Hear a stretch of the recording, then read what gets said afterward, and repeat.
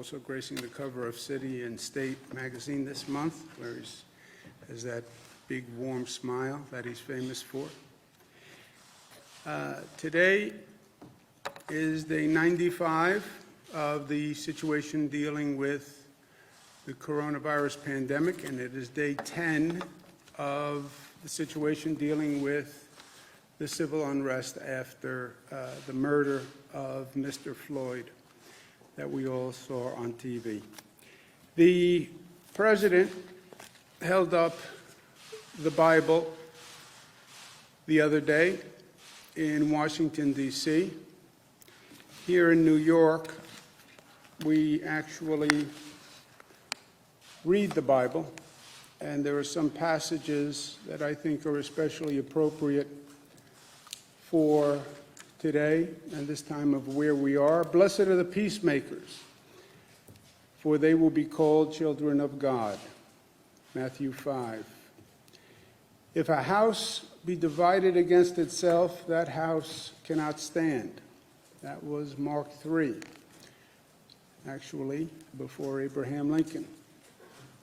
Turn away from evil and do good. Search for peace and work to maintain it. Psalms 34. The seed whose fruit is righteousness is sown in peace by those who make peace.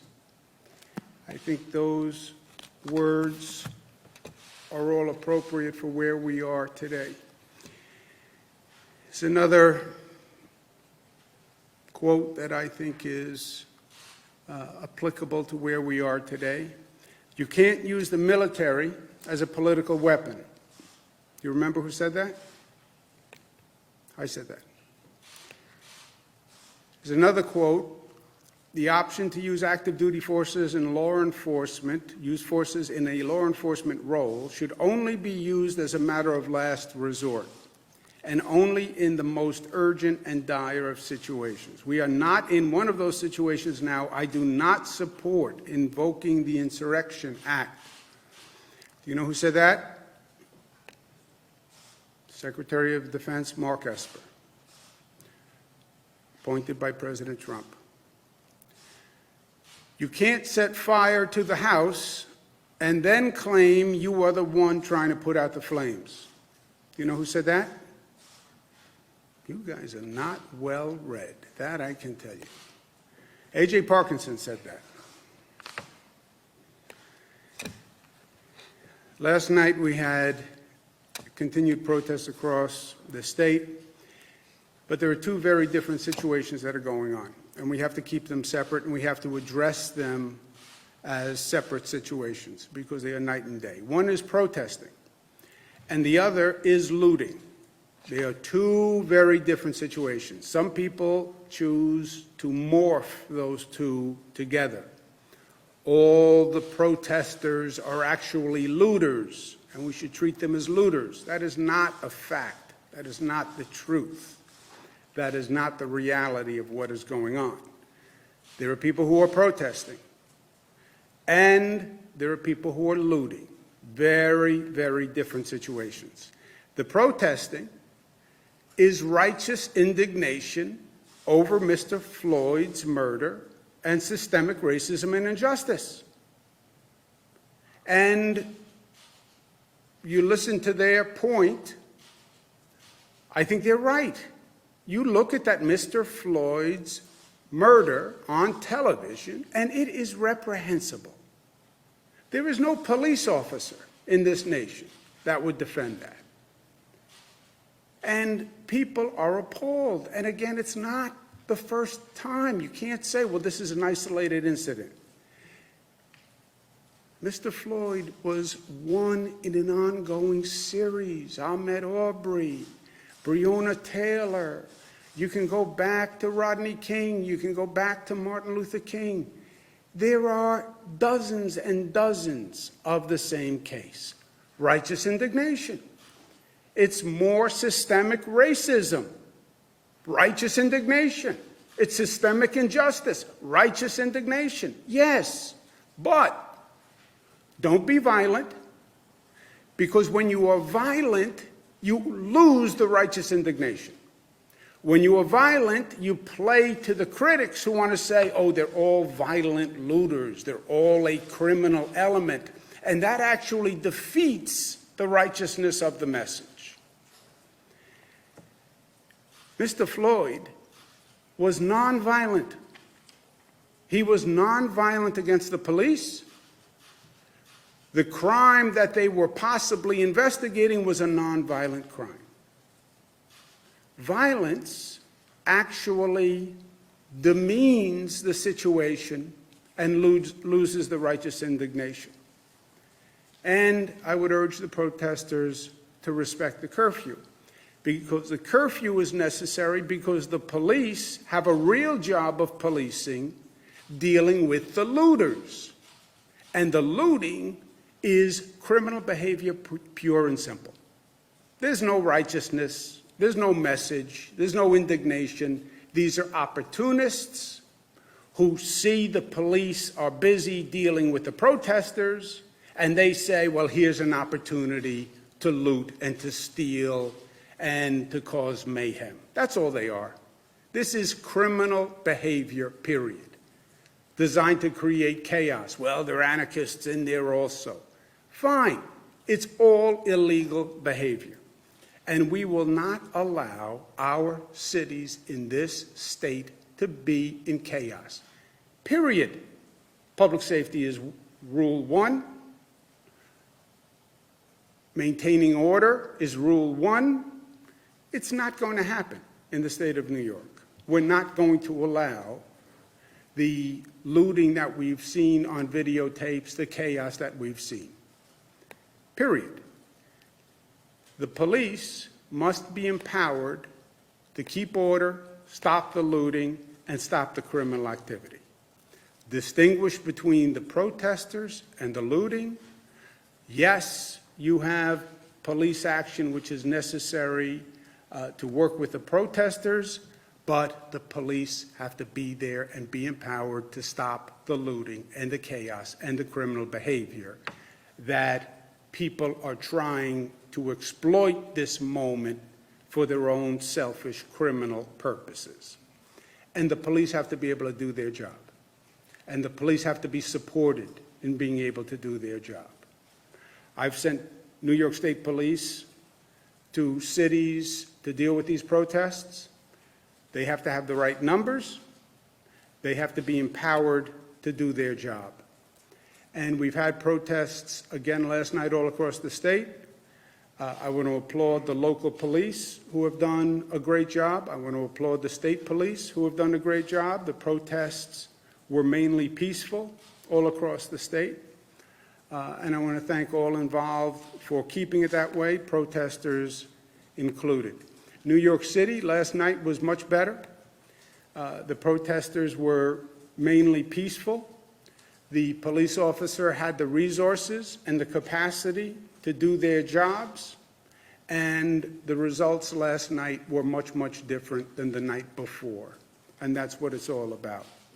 And I think the people in New York City should feel much better today than they did after the night of looting. These are perilous times. There's a lot going on, and we have to understand what's going on and the difference among the issues that we're dealing with. You have the COVID crisis. You have the murder of Mr. Floyd, two very different situations, but both critical in and of themselves and both happening at the same time. It's then wrapped in an environment and a dynamic that is racially charged and politically charged. It makes it a very, very perilous time in this country. And we have to be careful. We have to be very careful because the consequences are steep on both sides of this equation. So leadership, good government, responsibility is more important than ever before, especially in these divided times. COVID-19 is still a real threat. We're still battling that. I know it's not on the front pages today, but it is still in people and in society. We're still battling that. That is going better than it has ever gone in New York. We have the lowest number of hospitalizations ever, and we have the lowest death toll ever. And God bless the people of New York for what they did. God bless the nurses and the doctors and the essential workers and the frontline workers, because they saved hundreds of thousands of lives in the state of New York. We have to remember what made us successful during COVID, that we're New York tough, but New York tough is multifaceted. It means New York smart. If you're going to protest, protest intelligently. Remember, the COVID virus is still out there. So protest intelligently. We're united. We're not black and white.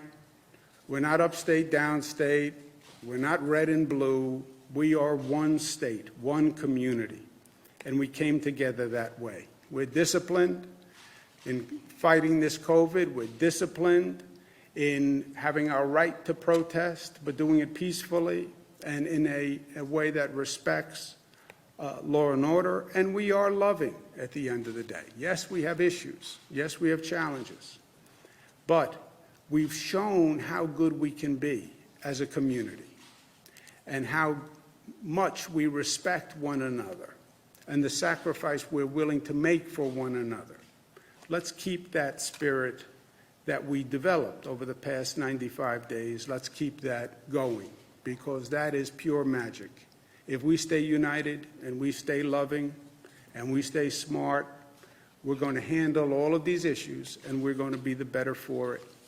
We've overcome the greatest challenge that this state has faced in my lifetime with this COVID virus. This was the beast that we didn't know if we could beat. But so far, we've beaten it. We have to stay smart to make sure we control the beast. But we did it. We overcame. We, the people, overcame together. Last words for today: do not be overcome by evil, but overcome evil with good. Romans 12. That, my friends, is New York tough, smart, united, disciplined, and loving. Questions? Governor, how do we tackle the power of police unions and the need to change culture within local police agencies and the wider criminal justice system? Your policy ideas don't really hit at the issue. Why aren't bad apples being called out by colleagues? And will you allow the release of state troopers' disciplinary records under 50A? Well, you have a lot in there. There are necessary reforms that need to be made. There's no doubt about that. That's I hope, the positive legacy of the injustice that was done to Mr. Floyd. Many of those policies are already law in the state of New York. 50A, the disciplinary records, I hope will become law shortly. And we have to respect everyone's interests there. And I look forward to doing that, and I think the legislature is prepared to do it. And I think they're going to be coming back in the next couple of weeks to have those conversations. And what about the culture change in the power of police unions specifically? It's something the mayor has talked about, sort of trying to change the culture. How do you know, as governor, what's your role in sort of trying to get local agencies to start thinking about this idea? Yeah, I don't know what the mayor was referring to, so let me find out what he said, and then I'll comment if appropriate. Governor, you brought a Bible to the dais today. That's an obvious reference to what the president did on Monday. What do you Well, make? I said it was. Yeah, no, Yeah, absolutely. that's why it was obvious, because I said it. I got it.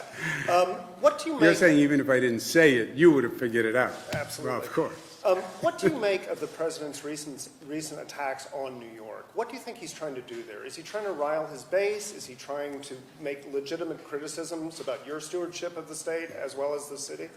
Well, far be it for me to psychoanalyze the President of the United States. I have a law degree. I have no medical degree, as I've told you, and I have no degree in psychoanalysis.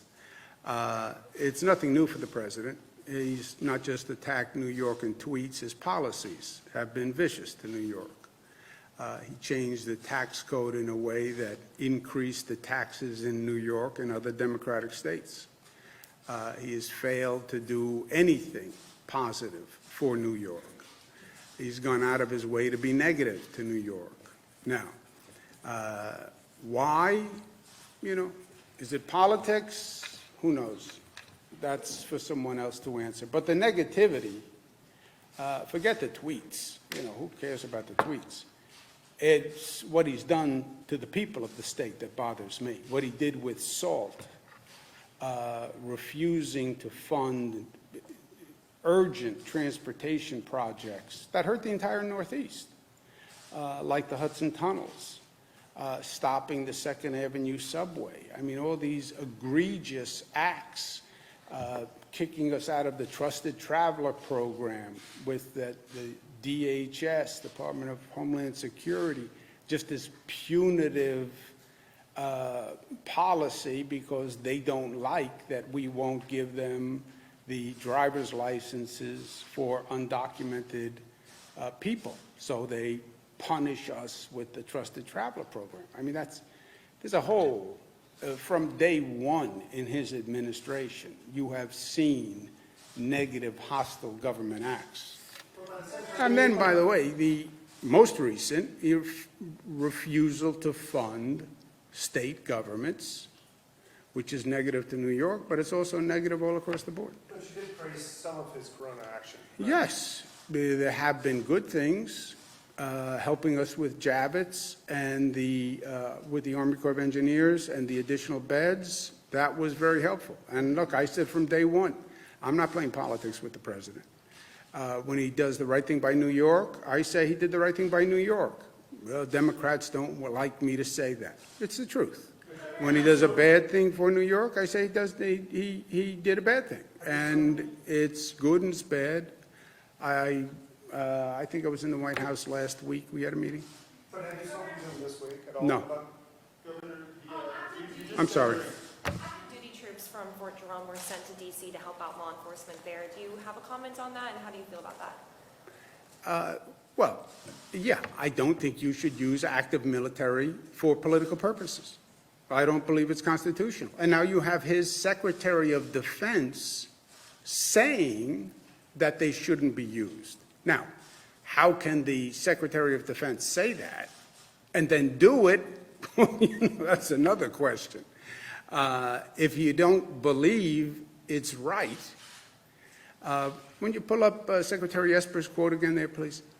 If you don't believe it's right, why did you do it? You can't do it and then say, I think it's wrong. So you just admitted that you did something that was wrong? Well, look at his quote. The option to use active duty forces in a law enforcement role should only be used as a matter of last resort and only in the most urgent and dire circumstances. We are not in one of those situations now. I do not support invoking the Insurrection Act. Then how did you do it, Mr. Secretary? Question for him, not for me. Jimmy? Governor, you know, that's clear about active duty military, but can you talk a little bit more about the National Guard? How close was Well, the what state- were they in? The question was about active military in Watertown, right, Fort Drum? Yeah, That was the question. Different question. Okay. So how close did you come to activating the National Guard for New York City? Did you ever suggest to city officials that you thought the National Guard should be on standby? And just shed a little bit more light on that and when you think it would be appropriate to do that, especially given your statements now about using active duty military personnel. Oh, National Guard are different than active military personnel for political purposes. National Guard, we deploy for public purposes. We deploy them to help with the COVID virus. We deploy them for storm emergencies. If they were deployed for New York City, that's not a political purpose. That's to help the police function in New York City. So those are not political purposes. But we did not send the National Guard in New York City. I said yesterday that there was a terrible night of looting. I was prepared to send the National Guard to help to provide the resources if the city needed them. But I said, I don't believe the NYPD needs the National Guard. They're the largest police force in the United States of America. They're like 38,000 people. So I don't believe they needed the National Guard. I believe there was an issue of management and deployment of the NYPD. You know, you have to remember the NYPD, first on a personal level, I grew up in Queens. You know, I grew up with the NYPD. You know, my neighborhood, a lot of my friends became police officers in New York City. It's the best, a little New York arrogance, but I believe it's the best police department in the country. And we know the police officers can handle these situations because they have, right? We've gone through the Sean Bell situation. We've gone through the aftermath of Amadou Diallo, aftermath of Abner Louima. We went through Crown Heights, the Gavin Cato death. And then we went through the aftermath of Crown Heights. There was a whole report done on Crown Heights that studied what happened. It was like 4 or 5 days of riot. So we've done this. You know, this has been there, done that for the police. The police officers know how to do it. These are the best. Now, a police officer needs support. They need the right deployment. They need to be empowered. They need the capacity to do their job. They have to know that they're backed up. They have to know that if they're out there, they can do what they have to do. If they have to arrest somebody, they have to arrest somebody. They have to have the right gear. So they have to get the support that they need. But they're it's not about the NYPD. And by the way, one other point. Forget everything else. It's about getting results, right? I'm here to get things done and make life better for people. We got results. Last night was a much, much better night than the night before. So it worked. We got results. Let's just remember what we did last night, and let's keep that going. Governor, the Webster County executive is urging businesses there to ignore the phases and just suggesting to them that they open up right away if they so choose. And he's also starting a GoFundMe page to help pay fines if there were any fines. Do you have any response to that? Well, I don't think telling people to violate the law is a good idea. And somebody tells you to violate the law, that's not an excuse when you violate the law. So you still get the fine or whatever the penalty is for violating the law. You would still be liable. You would still get sued. And you will still be closed down. And you'll be penalized. And, you know, I can tell you, yeah, you should get up and assault Jesse. I think you should do that. Yeah, but you go to jail. Let's take one more.